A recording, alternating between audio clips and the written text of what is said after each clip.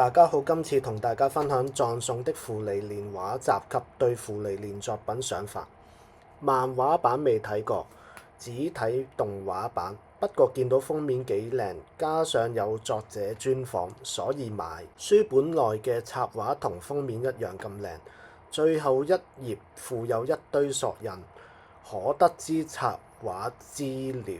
除咗插畫外，亦有一啲小漫畫。畫集收錄至第11集，而動畫方面追至第34集，所以畫集內有2位魔族唔識，甚至唔知點解同宮廷魔法使一齊坐。動漫兩者人設，以恩梅爾為例，動畫恩梅爾個樣好普通，反之漫畫版畫得好優雅。雖然係勇者打魔王嘅題材故事，但冇太多熱血戰鬥場面，反而着重3位勇者嘅相處之道。期間穿插芙莉蓮同以前另外3位舊戰友嘅回憶，而3位舊戰友嘅人生態度，使芙莉蓮增加對事物嘅睇法。並且芙莉蓮將3位舊戰友嘅態度教導後輩，猶如3位舊戰友教導後輩們，只不過從芙莉蓮口中講出，其實人生就是這樣，上一代教導下一代，而下一代再教導下一代。將好嘅事物一代傳一代，而最鍾意睇嘅劇情係費倫同 Stars 打情罵俏。另外3位重心角色嘅個性好突出，每個角色嘅優缺點都好明顯，都係芙莉蓮作品好睇之處。3位戰鬥力實力驚人，合作無間。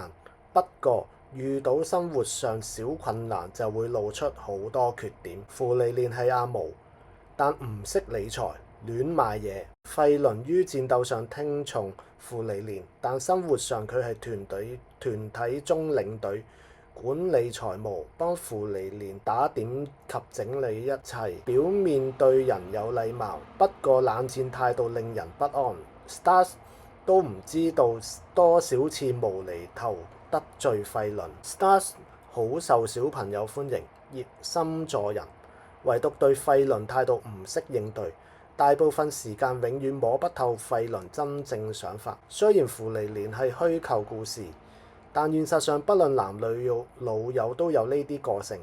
我就最怕遇到費倫呢類型女仔個性，成日都要估佢説話中真正意思。從小至今都睇過唔少異世界動漫，套路都係勇者打大魔王。雖然芙莉蓮離唔開勇者打大魔王劇情，但同以往睇開嘅動漫唔同之處係，大部分重點同時擺落上一代同下一代嘅相處劇情，重點描述團隊之間相處，值得年輕人觀賞，從中學習珍惜。自己做開老人院工作，常常遇到老死病死嘅老人。